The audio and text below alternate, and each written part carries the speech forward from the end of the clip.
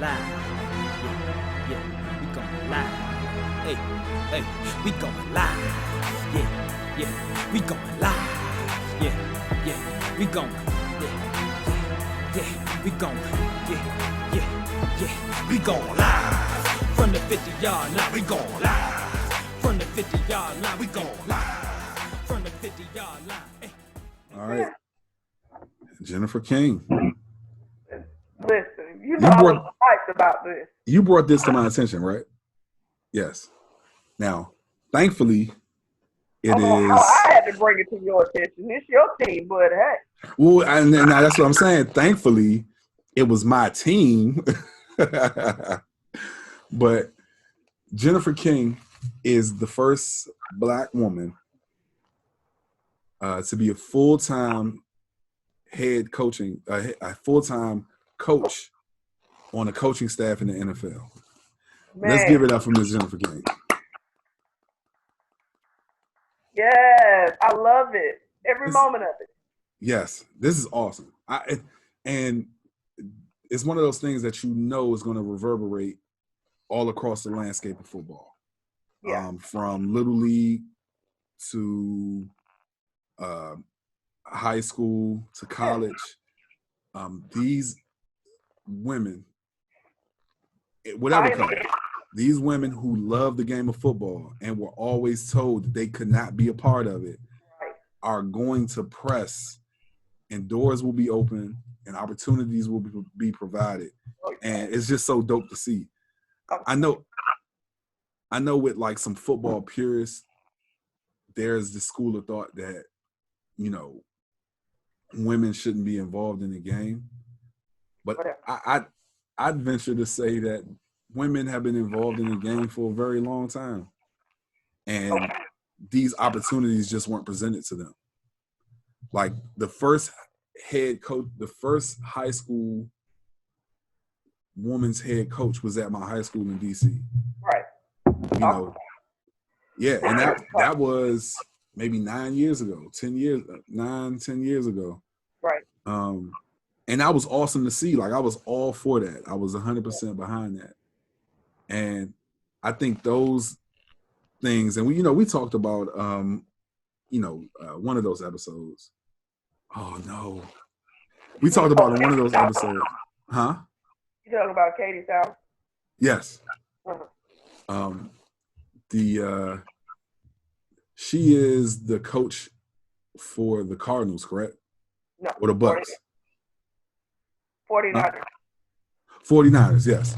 But they're also female coaches for the Bucks and the Cardinals. Huh? Yes. The Bucks, and then there's Katie Sowers, and now we've got Jennifer King. Yes. Mm-hmm. So it's happening. Yes. Yeah. And it and I see it expanding even more. Because who's to tell these young women that their pursuit of football has to end because there are no opportunities being provided. Yeah, that's right. And I'm almost certain that these coaches are going to be a lot better than some of these other coaches who are just getting these opportunities because of that good old boy system. Their gender, yep. Yeah. And the love, the thing that I know is the love and the passion has to be there so hard to be a pioneer. Right. You're going to go through so many trials and tribulations right. just to be there. So for me, that's the part that I know. That's why they're going to that's why they are, and she's going to make an excellent coach. Mm-hmm. And it gives me hope. Honestly, right. Literally, I think it was Saturday, I had this conversation with someone who works with parents of NFL players. Okay. And I was telling her my aspiration is to be a chaplain for a football team. Right. And she was like, she said, you swinging for the fence.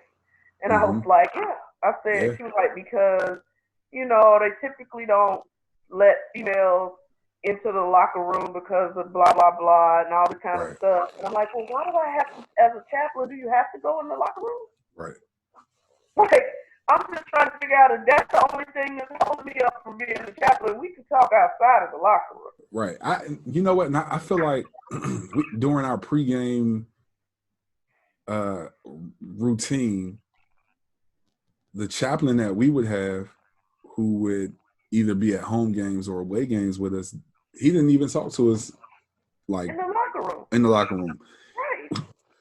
All of the players who wanted to be a part went down, I believe, after the pregame meal, and we, met with the chaplain. We had, a word, and that was it. He never came. I mean, he stood on the sideline with us, but he never came in the locker room. But you're not naked, so it's okay. Right.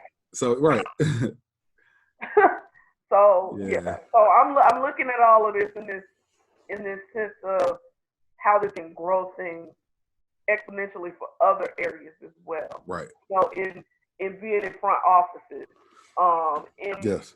like what I want to do, being on the field, like being there as a part of the team. Right. It just hypes me up. Yeah. Because that is my goal. I mean, and the person I was talking to, I said, well, you know what? This is the assignment I was given, and this is my fight, and I'm okay with it. Yeah. I'm okay with it. It's fine. Somebody is going to see and understand and give me that shot. I believe that. Yeah. Mm-hmm. I believe it too. Yeah. We're going to touch and agree. Right now, yes. Yeah. I'm assigned to men and boys, period. That's it. Right. I am. Yeah. And that's who they gravitate to me. That's where they come. I don't know. It's not like I'm like, ooh, I just want to. No, that's what the assignment is. And so I can't ignore that. Yeah. Yeah. So anyway, but I'm so excited for her. I can't wait to see what happens for her in this. But I also cannot wait to see what happens as we move forward for other women who want to be a part of this. It's going to be amazing. What this ripple in the pond, does for the rest of the water. Yes. Yeah. Like, yes. I'm looking, it's funny that just came to my mind because I don't think it's true. Even to see, not on football, but basketball, to see a female coach a men's college basketball team. Yeah. That would be dope. And there are coaches who are more than capable enough. Yeah. Sue Bird's going to be somebody's head coach at one of these. Yeah. Come on. Yeah. What's her name? Sue Bird? No, not. I'm thinking about the young lady who, her name has come up in a couple of NBA head coaching jobs. Becky Hammond. Yeah, because she coaches for the Spurs. Yeah. Spurs, right. Yeah. Mm-hmm. I think she's worked diligently enough to somewhere in the next year or so for her to have a head coaching job. And that'd be so awesome to see. Dope. Wouldn't that be dope? Like, yeah. So, anyway, I'm on my women's list thing. But anyway, I decided, it gave me life. Like, yes, okay. Like, not only is she a female, but she look like me. Right. There. So it's hope that I can go and be like, I'm excited about the opportunity. I'm acting like it's coming right now. Yeah. Like, listen, we're gonna speak that thing into existence. But shout out to Jennifer King. Shout out to the Redskins organization. Yeah. And given their history, this is probably the best organization to make this move. We were the last team to integrate. I know. Wow. I know. That is why some of the non-Redskin, the DC non-Redskin fans identify with other teams because they, Yeah. I mean, but look at how diverse your team's coaching staff is now. Yeah. Your head coach is not white. Nope. So, that's dope. So we become a progressive franchise. Very progressively. Right. Now put the cameras on me, put the cameras on me, put the cameras on me, put the cameras on me, put the cameras on me, put the cameras on me.